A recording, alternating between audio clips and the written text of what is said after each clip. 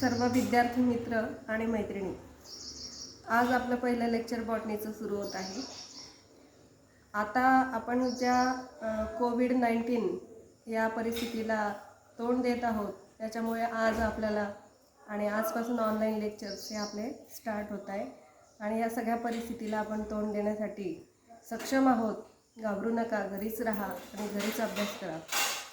नमस्कार. आपलं SYBSC botany paper first, ज्याचं नाव आहे प्लांट फिजिओलॉजी, त्यातलं आज पहिलं युनिट मी घेणार आहे. Unit number first, introduction. या चॅप्टरमध्ये definition, scope and importance of plant physiology असे 2 टॉपिक यांनी समाविष्ट केलेले आहेत. याच्यामध्ये बघितलं तर आधी प्लांट फिजिओलॉजी म्हणजे नेमकं काय? What is plant physiology? Physiology means there is a structure and their functions, they are interrelated to each other, and the structures perform different functions without interferences, and they complete their life cycle.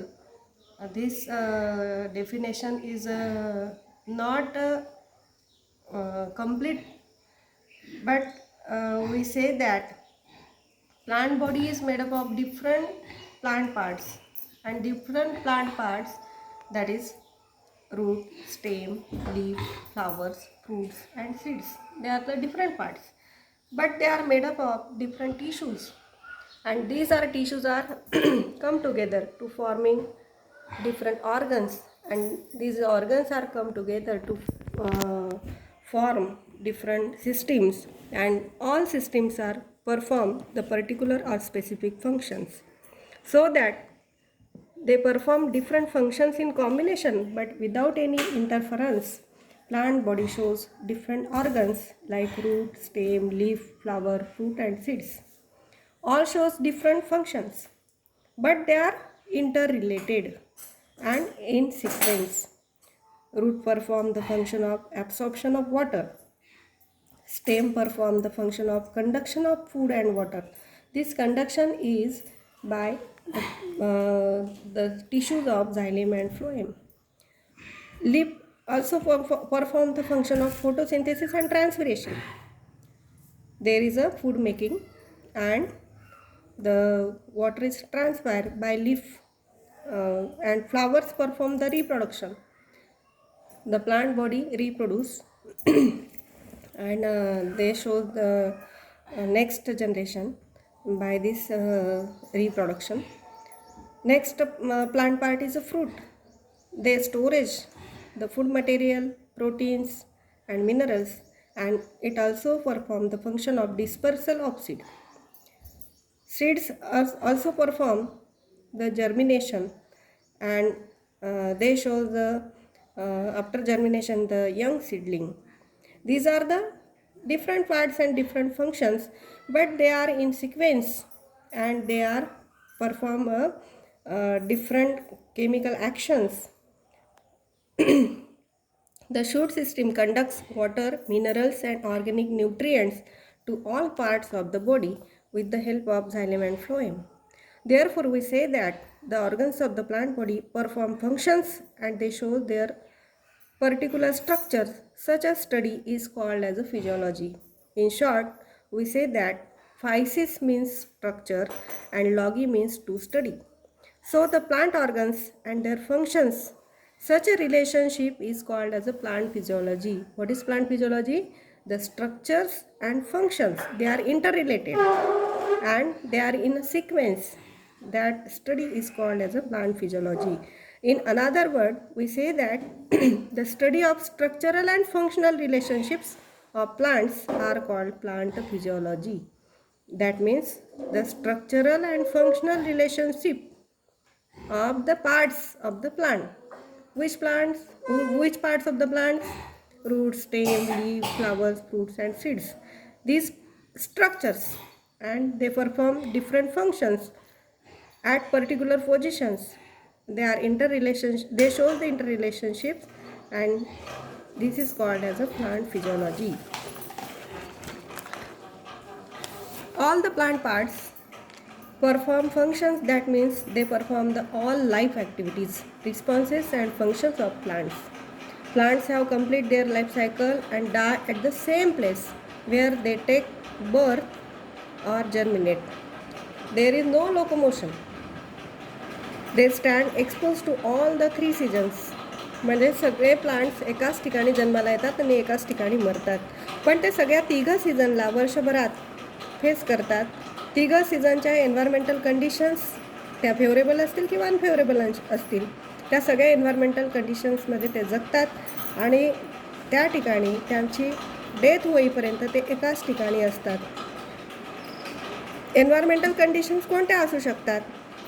अनफेवरेबलमध्ये high wind असू शकते, high temperature असू शकतं, heavy rainfall असू शकतो, water lock state असते म्हणजे खूप सारं पाणी असेल, मार्शी एरिया असेल म्हणजे काय, दलदल असेल, सलाईन आणि अल्कलाईन सॉईल असेल. सलाईन म्हणजे काय की ज्या ठिकाणी खूप सारं बेस आहे, बेसिक स्ट्रक्चर आहे सॉईलचं, अशा ठिकाणीसुद्धा प्लांट हे जगतात आणि त्यांचे सगळे स्ट्रक्चर हे काही ना काही फंक्शन करत असतात. पण ह्या सगळ्या कंडिशन्सला प्लांट्स हे फेस करत असतात आणि म्हणून प्लांट हे ज्या ठिकाणी असतात त्याच ठिकाणी डाय होतात. मग ह्या सगळ्या ॲक्टिव्हिटी चालत असताना ह्या प्लांट्स अबायोटिक स्ट्रेससुद्धा सहन करतात. They also protect themselves with defence mechanism, आणि ह्या सगळ्या कंडिशनला फेस करण्यासाठी ते डिफेन्स मेकॅनिझमसुद्धा दाखवतात. ज्या ठिकाणी काही डिसीज कॉजिंग बॅक्टेरिया असतात, फंगाय असतं, इन्सेक्ट्स असतात जे अटॅक करतात, वेगवेगळ्या कंडिशनला ते अटॅक करतात. In this they produce fighting chemicals. अशा वेळेस ते प्लांट्स काही फायटिंग केमिकल्स प्रोड्यूस करतात. काही अल्कॅलॉइड्स असतील, त्याच्यामध्ये काही फिनॉल ग्रुप असेल, ह्यांच्या बॉडीमध्ये काही ठिकाणी असे केमिकल्स तयार होतात आणि त्या केमिकल्समुळे ते फाईट करतात. कोणाला फाईट करतात? बॅक्टेरिया असेल, फंगाय असेल, इन्सेक्ट असेल, जे डिसीज कॉजिंग असतात, असे जे पॅथोजेन्स असतील. पॅथोजेन म्हणजे काय की जे डिसीज कॅरियर असं आपण म्हणू शकतो. Similarly plants need to attract insect, birds and other animals for pollination. तुम्हाला माहिती आहे एका फुलाचे परागकण दुसऱ्या फुलावर जाणे किंवा सेम फुलावर पडणे म्हणजेच पॉलिनेशन. पॉलिनेशन होण्यासाठी वेगवेगळे जे एजन्सीज आहेत, त्याच्यामध्ये इन्सेक्ट असतील, ॲनिमल्स असतील, रेनफॉल असेल, बायोटिक आणि अबायोटिक दोघं प्रकारचे फॅक्टर्स त्या ठिकाणी पॉलिनेशन घडून आणू शकतात. आणि अशा ठिकाणी त्यावेळेस स्पेशल कलरचे आणि सेंटेड असे केमिकलसुद्धा ते प्लांट बॉडीचे स्ट्रक्चर्स तयार करतात, ज्याला आपण म्हणतो की काही फ्लॅवोनाइड्स हे तयार होतात. असे केमिकल्स तयार होतात जे फुलामध्ये वेगवेगळ्या पार्टमध्ये ग्लँड्स असतात आणि त्या ग्लँड्समध्ये ते तयार होतात. हे सुद्धा मेकॅनिझम प्लांटचे फ्लॉवरिंग पार्ट्स त्या ठिकाणी दाखवत असतात. त्याचप्रमाणे काही फिजिओलॉजिकल ॲक्टिव्हिटीज आहेत. फोटोसिंथेसिस झालं, रेस्पिरेशन झालं, एनर्जी ट्रान्सफर रिॲक्शन झाल्या. Such functions perform by special cellular organelles. आता एनर्जी क्रिएट व्हायची असेल तर मायटोकॉन्ड्रिया कामी येतं. म्हणजे हे जे सेल्युलर ऑर्गनेल्स आहेत हे पर्टिक्युलर सेल्युलर ऑर्गनेल पर्टिक्युलर ती सिस्टीम किंवा पर्टिक्युलर ती रिॲक्शन दाखवत असतं आणि त्या ठिकाणी असे केमिकल्स तयार होत असतात किंवा बायोकेमिकल्स त्या ठिकाणी तयार होतात. आणि हे बायोकेमिकल जे पाथवेज असतात, बायो एनर्जेटिक्स असतात, these reactions are work out by plant physiologist. All the plant functions are take place at cellular level. म्हणजे सगळ्या ज्या प्लांट फिजिओलॉजीच्या ज्या काही रिॲक्शन्स आहेत किंवा जे काही फंक्शन्स आहेत हे सेलमध्ये किंवा सेल्युलर लेवलला आपण अभ्यासतो. For this study it requires anatomy, biochemistry, plant molecular biology, genetics, fundamental genetics of the plants. म्हणजे या सगळ्या गोष्टींसाठी आपल्याला ह्या गोष्टी महत्त्वाच्या आहेत किंवा बॉटनीच्या ह्या ब्रांचेससुद्धा तेवढ्याच महत्त्वाच्या आहेत. किंवा आपल्याला ह्या गोष्टी शिकायच्या असतील तर त्या प्लांटचं स्ट्रक्चर आपल्याला माहीत हवं आणि त्या प्लांटचं स्ट्रक्चर आणि त्या स्ट्रक्चरचं जे काही फंक्शन असेल हे तुम्हाला माहीत हवं. आणि त्याच्याशिवाय आपण ॲनाटॉमी म्हणजे इंटरनल स्ट्रक्चर हे शिकू शकत नाही. Biochemistry, plant molecular biology, genetics म्हणजे काय, त्या प्लांटच्या न्यूक्लियसच्या क्रोमोझोमचा अभ्यास, किंवा आपण त्याला म्हणूया जीन्सचा अभ्यास सोप्या भाषेत. म्हणजे फंडामेंटल जेनेटिक्स ह्या सगळ्या गोष्टींना आपल्याला ह्या गोष्टी जर करायच्या असतील, शिकायच्या असतील, याच्यात आपल्याला अभ्यास करायचा असेल, तर या ठिकाणी आपल्याला कशाची गरज आहे? प्लांट फिजिओलॉजीची. म्हणजे प्लांट फिजिओलॉजीचं नॉलेज असणं हे आपल्याला खूप गरजेचं आहे आणि त्याच्याशिवाय आपण बॉटनीची कोणतीही ब्रांच शिकू शकत नाही. आता आपण डेफिनेशनकडे वळूया. What is plant physiology? What टाईपचा प्रश्न असेल तर आपण फिजिओलॉजी काय आहे, कुठले स्ट्रक्चर्स आहेत, कुठले फंक्शन्स आहेत आणि कुठल्या ह्या सगळ्या केमिकल रिॲक्शन्स किंवा बायोकेमिकल आणि बायोफिजिकल रिॲक्शन्स हे इंटर रिलेटेड आहेत सिक्वेन्समध्ये. ह्या सगळ्या गोष्टींचा एक गाढा अभ्यास जो असेल त्याला आपण म्हणूया प्लांट फिजिओलॉजी. म्हणून आपण म्हणूया की plant physiology is the science which deals with the functions of cells, tissues and organs or the plants as a hole.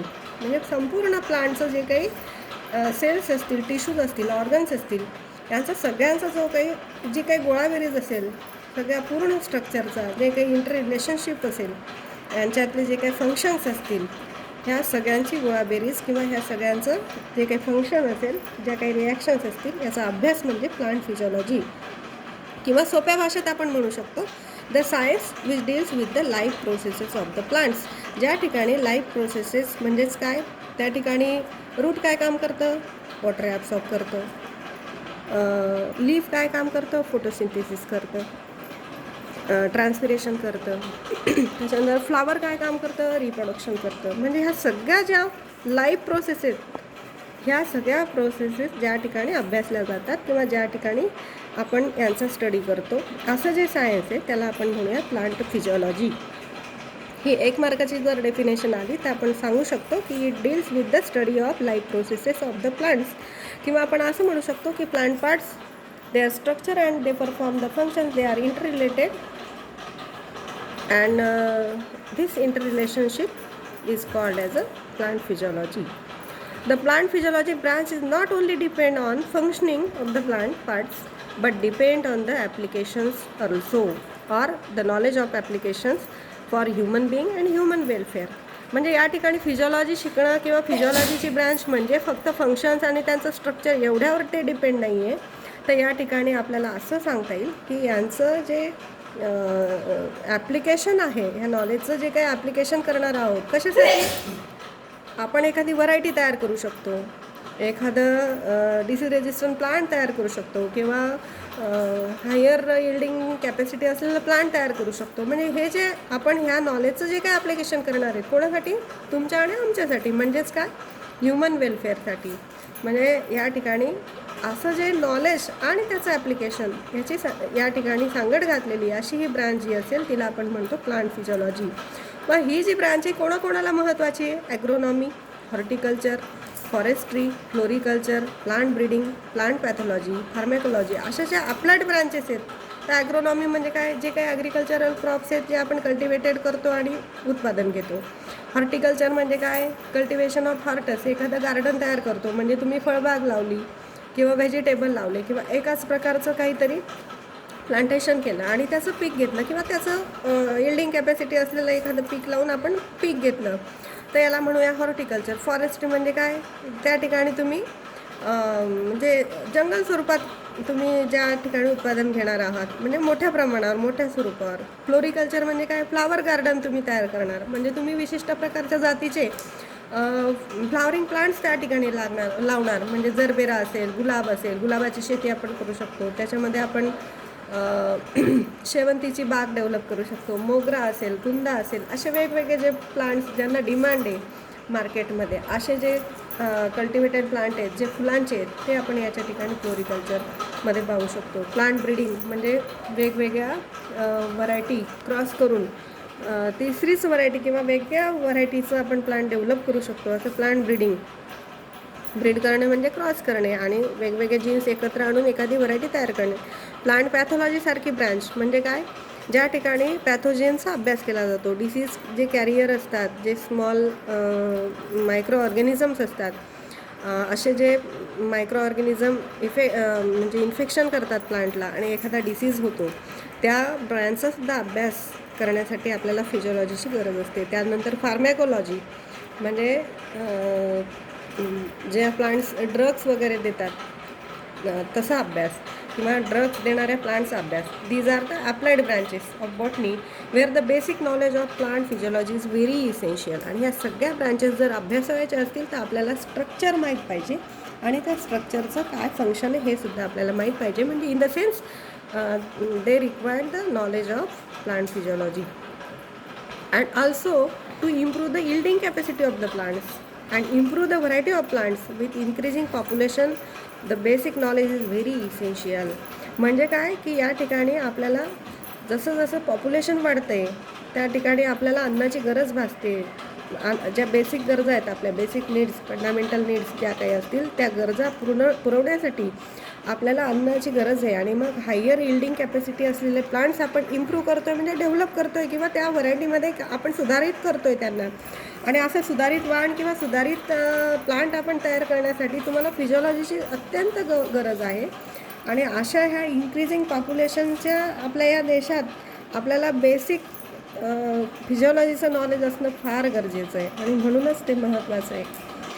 आता वळूया आपण पुढचा जो 1.2 हा जो टॉपिक आहे स्कोप आणि इम्पॉर्टन्स. स्कोप्स म्हणजे व्याप्ती आणि इम्पॉर्टन्स म्हणजे महत्त्व. प्लांट फिजिओलॉजीचं महत्त्व काय आहे आणि प्लांट फिजिओलॉजीची व्याप्ती कुठल्या कुठल्या क्षेत्रात आहे किंवा प्लांट फिजिओलॉजी कसं महत्त्वाचं आहे आणि कुठे आपण वापरू शकतो.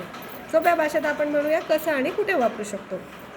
तर मित्रांनो प्लांट फिजिओलॉजी जर तुम्हाला माहीत असेल किंवा प्लांट फिजिओलॉजी जर तुम्हाला अवगत असेल तर तुम्ही कुठल्याही प्लांटचं जे काही कन्झ्युमेबल प्लांट आहेत जे तुम्ही खाण्यासाठी किंवा अन्नपदार्थासाठी किंवा आपल्या नित्य गरजा पूर्ण करण्यासाठी म्हणजे फ्रूट्स असतील व्हेजिटेबल्स असतील आणि असे काही ग्रेन्स देणारे प्लांट्स असतील क्रॉप्स असतील किंवा आपण म्हणूया सिरियल्स पल्सेस असे वेगवेगळे प्लांट्स असतील ह्या सगळ्या प्लांटची एखादी व्हरायटी आपल्याला इम्प्रूव्ह करायची असेल किंवा त्याची यील्डिंग कॅपॅसिटी वाढवायची असेल तर तुम्हाला प्लांट फिजिओलॉजीचं नॉलेज असणं गरजेचं आहे आणि म्हणूनच तो स्कोप त्या ठिकाणी आपल्याला बघायला मिळतो.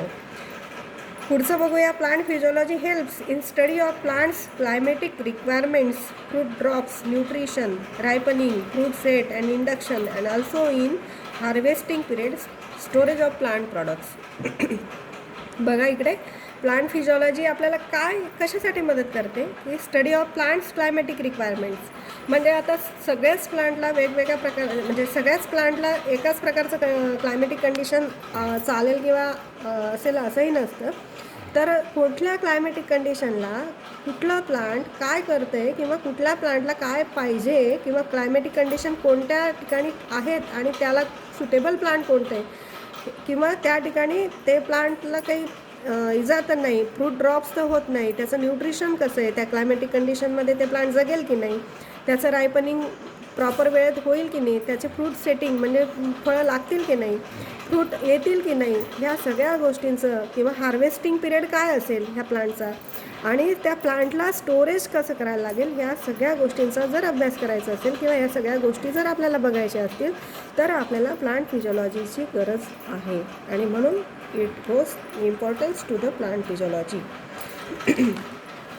Next बघूया. The study of plant physiology includes the study of such a topics that is production, primary and secondary metabolites and also in drugs and cosmetics. म्हणजे काय की प्लांट फिजिओलॉजी आपल्याला नुसतं स्ट्रक्चर आणि फंक्शन नाही बघायचं आपल्याला तर या ठिकाणी हे किती महत्त्वाचं आहे की ज्या ठिकाणी प्रोडक्शन होतं कोणतं प्रोडक्शन प्रायमरी आणि सेकंडरी प्रोडक्शन प्लांट बॉडी हे वेगवेगळ्या प्रकारचे केमिकल्स किंवा मेटाबोलाइट्स आपण त्याला म्हणूया की जे आपल्याला ड्रग्स देतं वेगवेगळे कॉस्मेटिक्स आपण तयार करू शकतो म्हणजे अलोवेरा असेल किंवा आपण एखादं उदाहरण घेऊ शकतो अडुळसाचं प्लांट ॲडाथोडा वसिका वॅसिसिन नावाचं त्या ठिकाणी ड्रग असतं म्हणजे हे ड्रग म्हणजे कफसाठी वापरलं जातं म्हणजे असे जे प्लांट्स आहेत की जे प्लांट्स मेटाबोलाइट्स तयार करतात प्रायमरी आणि सेकंडरी अशा मेटाबोलाइट्सला आयसोलेट करण्यासाठी किंवा आपण म्हणूया आणि हे ड्रग्स तयार करण्यासाठी सुद्धा आपल्याला प्लांट फिजिओलॉजीची गरज आहे किंवा प्लांट फिजिओलॉजी तेवढंच महत्त्वाचं आहे. Plants are primary producer. तुम्हाला माहिती आहे की कुठली इकोसिस्टीम असेल इकोसिस्टीमचे वेगवेगळे प्रकार आहेत एखादा तलाव असेल एखादं डोबकं असेल एखादी शेती असेल तर ह्या इकोसिस्टीममध्ये जो काही प्रॉडक्टिव्हिटीचा रेट आहे किंवा त्या प्लांटने म्हणजे प्रायमरी प्रोड्युसर म्हणून जे काही प्लांट्स असतील ह्या प्रायमरी प्रोड्युसरचा अभ्यास करायचा असेल किंवा या प्रायमरी प्रोड्युसर कोणते आहेत, कसे आहेत, कितपत फोटोसिंथेसिसचा त्यांचा रेट आहे, ते ऑक्सिजन कितपत देत आहेत किंवा अन्नपदार्थ पुढच्या साखळीला, फूड वेबला, फूड चेनला काय देत आहेत, हे सगळं अभ्यासायचं असेल तर आपल्याला प्लांट फिजिओलॉजीची खूप गरज आहे. प्लांट फिजिओलॉजीशिवाय आपल्याला पर्याय नाही. Plant physiology is a required branch. The physiological study helps in production of raw material in particular environmental condition in particular ecosystem. तुम्हाला माहिती आहे की एखाद्या इकोसिस्टीममध्ये सागाचे प्लांट असतात, टिक फॉरेस्ट आपण त्याला म्हणूया. या टिक फॉरेस्टमध्ये रॉ मटेरियल आपल्याला वूड मिळतं आहे, सेकंडरी वूड मिळतं आहे.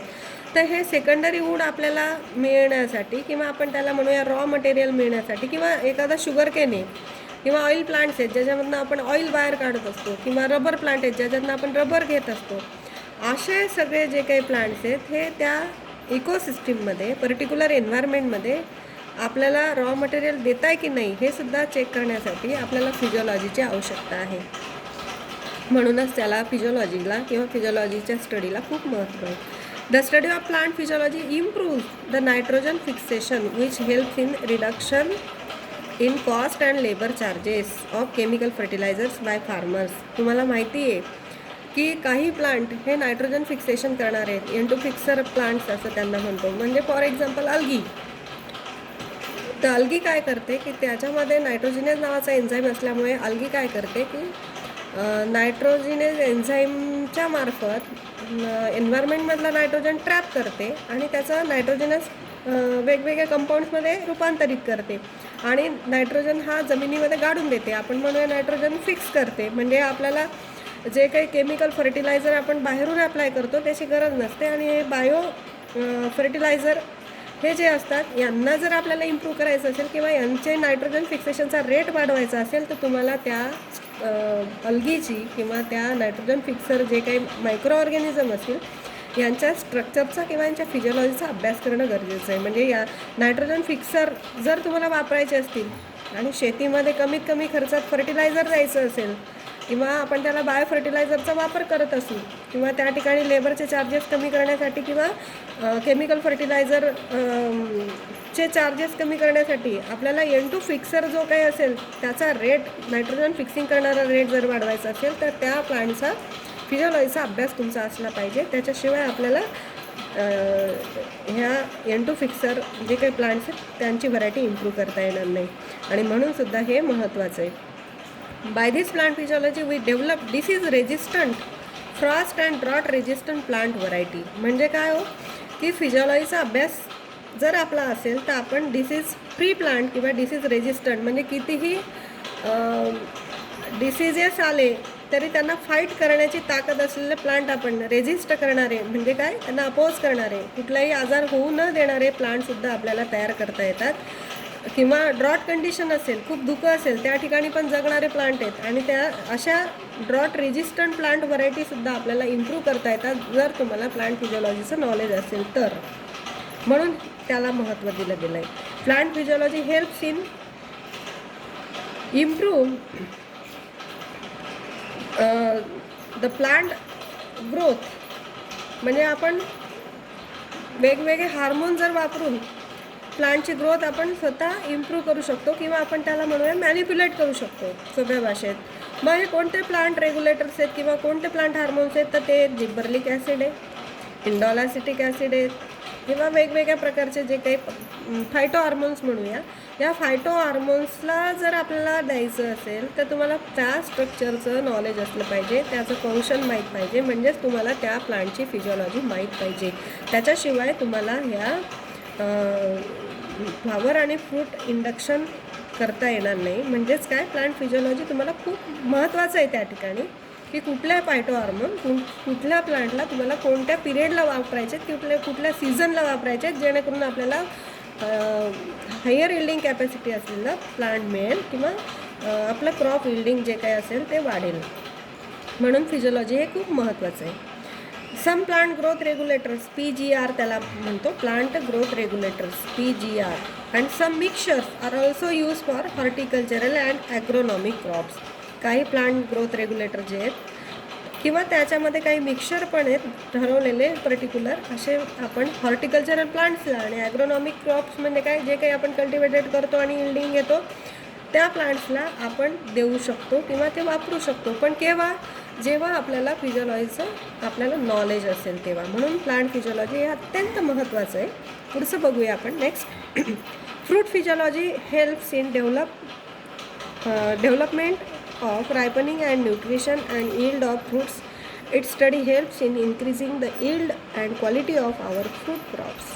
आता बघा फिजिओलॉजीमध्ये वेगवेगळ्या प्रकारचे प्लांट्सचे जे काही ऑर्गन्स आहेत त्यांची फिजिओलॉजी पण तुम्हाला माहीत पाहिजे. जर तुम्हाला फ्रूट क्रॉप त्याचं प्रोडक्शन घ्यायचं असेल किंवा फ्रूट क्रॉप तुम्ही लावले असतील तर त्याची डेव्हलपमेंट कशी करायची, त्याचं रायपनिंग पिरियड कुठला असावा, त्याच्यामध्ये न्यूट्रिशन क्वालिटी काय असावी किंवा त्याचं यील्डिंग कसं असावं किंवा त्याचा जो हार्वेस्टिंग पिरियड आहे तो कसा असावा किंवा तो केव्हा असावा, याच्यासाठी तुम्ही ती व्हरायटी इम्प्रूव्ह करू शकतात.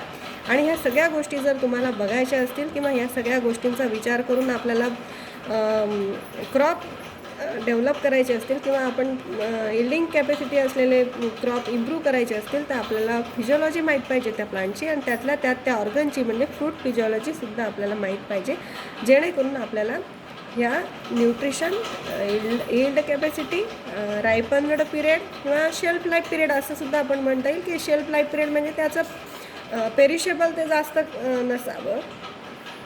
असं सगळं आपल्याला अभ्यास करायचा असेल तर आपल्याला कशाची गरज आहे? फ्रूट फिजिओलॉजीची गरज आहे. नेक्स्ट बघतोय आपण post harvest physiology develops ways of storage of grains, seeds, fruits and tubers without spoilage. म्हणजे समजा हार्वेस्टिंग करतोय, पोस्ट हार्वेस्टिंग आपण केलेली आहे, पण तुम्हाला त्याचं स्टोरेज कसं करायचं आहे, ते ग्रेन्स कधी आपल्याला हार्वेस्ट करायचे किंवा पोस्ट हार्वेस्टिंग कसं करायचं आहे, केव्हा करायचं आहे, कुठल्या सीझनला करायचं आहे, त्याचे सीड्स, फ्रूट्स आणि ट्यूबर्स म्हणजे पोटॅटो वगैरे असे ते विदाऊट स्पॉइलेज म्हणजे काय, खराब न होता किंवा ते पेरिशेबल असल्यामुळे ते खराब न होता त्या ठिकाणी त्याची फिजिओलॉजी तुम्हाला माहीत पाहिजे. ते ग्रेन्स किती काळ टिकणार आहेत किंवा ते ग्रेन्स केव्हा आपल्याला ठेवायचे, कुठे ठेवायचे, कसे ठेवायचे, त्यांचा स्टोरेज कसा पाहिजे, ते कधी आपल्याला हार्वेस्ट करायचे म्हणजे त्याची कापणी मळणी कधी करायची आहे, ते सीड्स आपल्याला कसे काढायचे आहेत, ह्या सगळ्या गोष्टी तुम्हाला माहिती असतील. पण केव्हा? जेव्हा तुम्हाला त्या प्लांटची, त्या स्ट्रक्चरची किंवा त्या फ्रूट्सची फिजिओलॉजी तुम्हाला माहीत असेल. By this study of physiology we improve the shelf life period. Shelf life period म्हणजे काय? जो काही टिकणारा टिकाऊ काळ आहे किंवा आपण एखादं फ्रूट आणलं बाजारातनं तर ते 2 दिवस 4 दिवस टिकेल, पण त्याच्या आधी त्यांनी ते फ्रूट त्या झाडावरून तोडलं असेल, त्याला मार्केटमध्ये आणलं असेल आणि मग मार्केटमधून आपण घरी आणतो, घरी आणल्याबरोबर 2 दिवस ठेवलं आणि मग ते म्हणजे हा जो एवढा पिरियड जो आहे त्याला आपण म्हणतो शेल्फ लाईफ पिरियड. म्हणजेच काय की ज्या ठिकाणी शेल्फ लाईफ पिरियड म्हणजे त्याचा जो खराब होण्याचा काळ असतो, म्हणजे एखादं फळ आणलं झाडावरून तोडल्यापासून तर खाण्यापर्यंत हे टिकलं पाहिजे, खराब झालं नाही पाहिजे. आणि असा जो पिरियड आहे हा आपण इम्प्रूव्ह करू शकतो, हा जास्तीत जास्त वाढवू शकतो. पण हे केव्हा शक्य होईल? जेव्हा आपल्याला फिजिओलॉजीचा अभ्यास असेल किंवा जेव्हा आपल्याला फिजिओलॉजी त्या फ्रूटची किंवा त्या प्लांटची माहीत असेल. मग त्यातल्या त्यात व्हेजिटेबल पण असतील, म्हणजे टोमॅटोसारखे प्लांट आहेत, पोटॅटोसारखे प्लांट आहेत, बैंगन आहेत, म्हणजे व्हेजिटेबल्स असतील, असे वेगवेगळे फ्रूट्स असतील की जेणेकरून आपण ते प्रोडक्शन घेतो आणि मार्केटिंग करतो, ट्रान्सपोर्टिंग करतो. म्हणजे हा जो पिरियड आहे हा आपल्याला जास्तीत जास्त कसा इम्प्रूव्ह करता येईल की जास्तीत जास्त वाढवता कसा येईल, याच्यासाठी आपल्याला प्लांट फिजिओलॉजी तेवढीच महत्त्वाची आहे. पुढे आपण बघतोय की प्लांट टिश्यू कल्चर. तुम्हाला माहिती आहे एका सिंगल सेलपासून कॅलस तयार केलं जातं. टेस्ट ट्यूबमध्ये काही न्यूट्रिशनल केमिकल्स वापरून इंडोर किंवा आपण म्हणूया बंदिस्त लॅब कंडिशनला आणि सगळ्या कंट्रोल कंडिशनला आपण एखाद्या टिश्यूपासून नवीन सीडलिंग तयार करतो.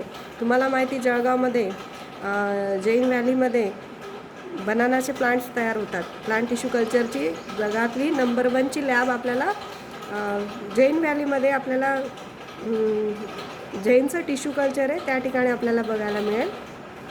आणि याचं नॉलेज जर तुम्हाला असेल तर तुम्ही मायक्रो प्रोपोगेशन म्हणजे सिंगल सेलपासून अनेक प्लांट तुम्ही डेव्हलप करू शकतात आणि त्याचं सीडलिंग तुम्ही फार्मरला देऊ शकतात. म्हणजे हे सगळं टेक्निक जर तुम्हाला अभ्यासायचं असेल किंवा याचं प्रोडक्शन करायचं असेल किंवा वेगवेगळे प्लांटचे सीडलिंग तयार करायचे असतील कंट्रोल कंडिशनमध्ये, लॅब कंडिशनमध्ये, तर तुम्हाला त्या प्लांटची, त्या सेलची किंवा त्या स्ट्रक्चरची फिजिओलॉजी ही माहीत पाहिजे. म्हणजेच प्लांट टिश्यू कल्चरला इसेन्शियल जी ब्रँच असेल किंवा जे काही नॉलेज असेल ते प्लांट फिजिओलॉजीचं आवश्यक आहे आणि म्हणून याला एक स्कोप केलेला आहे. म्हणूनच ही ब्रँच खूप महत्त्वाची आहे. नेक्स्ट बघतोय आपण, we develop new variety and this is a free plant. म्हणजे काय की आपण अशा ह्या वेगवेगळ्या जेनेटिकल किंवा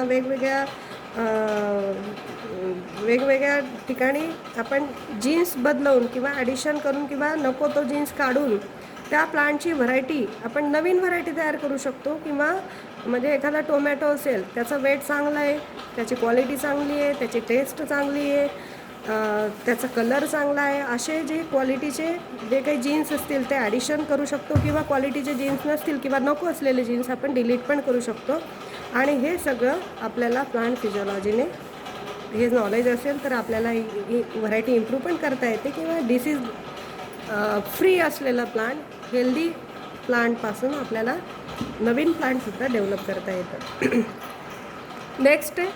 नेक्स्ट स्कोप आपला असा आहे की the chemicals produce in plant parts are isolate and use in pharmaceutical companies because of production of drugs. This require the understanding and knowledge of plant physiology. म्हणजे तुम्हाला जर एखाद्या केमिकलचं प्रोडक्शन करायचं असेल, समजा आपण म्हणूया व्हिनका रोझिया प्लांट जर आपण घेतलं, सदाफुली तुम्हाला माहिती असेल, या सदाफुलीच्या प्लांटमध्ये अँटी कॅन्सरस तत्व आहे किंवा आपण त्याला म्हणू ॲक्टिव्ह प्रिन्सिपल आहे. आणि हे ॲक्टिव्ह प्रिन्सिपल तुम्हाला माहिती आहे, ते केमिकल तुम्हाला माहिती, त्याला आयसोलेट करायचं आहे आणि एखाद्या फार्मास्युटिकल इंडस्ट्रीमध्ये त्या केमिकलचं तुम्हाला ड्रग तयार करायचं आहे आणि ते कॅन्सर रुग्णांसाठी किंवा कॅन्सर पेशंटसाठी वापरायचं आहे. तर हे सगळं करण्यासाठी तुम्हाला त्या प्लांटचं फिजिओलॉजिकल स्ट्रक्चर्स माहीत पाहिजे, त्याचं तुम्हाला फिजिओलॉजीचं नॉलेज पाहिजे. आणि त्याचं अंडरस्टँडिंग जर असलं तर ते असल्याशिवाय तुम्हाला ते केमिकल बाहेर काढता येत नाही, आयसोलेट करता येत नाही. आणि म्हणून फिजिओलॉजीची ब्रँच ही त्या ठिकाणीसुद्धा अत्यंत महत्त्वाची आहे. नेक्स्ट बघतोय आपण, by this plant physiology knowledge we protect plants in stress condition of biotic and abiotic factors. म्हणजे जर फिजिओलॉजीचं नॉलेज असेल तर तुम्ही प्लांटला प्रोटेक्ट करू शकतात. कुठल्या फॅक्टरपासून? Biotique factor. बायोटिक म्हणजे काय? Living factor. आणि अबायोटिक म्हणजे काय? नॉन लिव्हिंग फॅक्टरपासून. ज्या स्ट्रेस कंडिशन आहे, म्हणजे स्ट्रेस म्हणजे काय? ताण निर्माण होतो. कधी कधी अति पाणी होतं तरी ताण येतो, कधी कधी पाणी नसतं, झाडांना पाणी कमी पडतं म्हणूनसुद्धा झाडांवर ताण येतो. म्हणजे कधी कधी धुकं असतं, कधी कधी हाय ह्युमिडिटी असते, कधी कधी हाय टेम्परेचर असतं, कधी कधी वादळ असतं. म्हणजे असे जे फॅक्टर्स आहेत. किंवा कधी कधी काही ठिकाणी जे सॉईलचं टेक्स्चर आहे हे सुद्धा त्याची पोत बिघडते किंवा टेक्स्चर बिघडतं आणि त्यावेळेस स्ट्रेस निर्माण होतो. मग असे जे हे बायोटिक आणि अबायोटिक फॅक्टर्स आहेत, यांचा स्ट्रेस कंडिशनमध्ये सुद्धा ते झाडं जगवायचे असतील किंवा त्यांना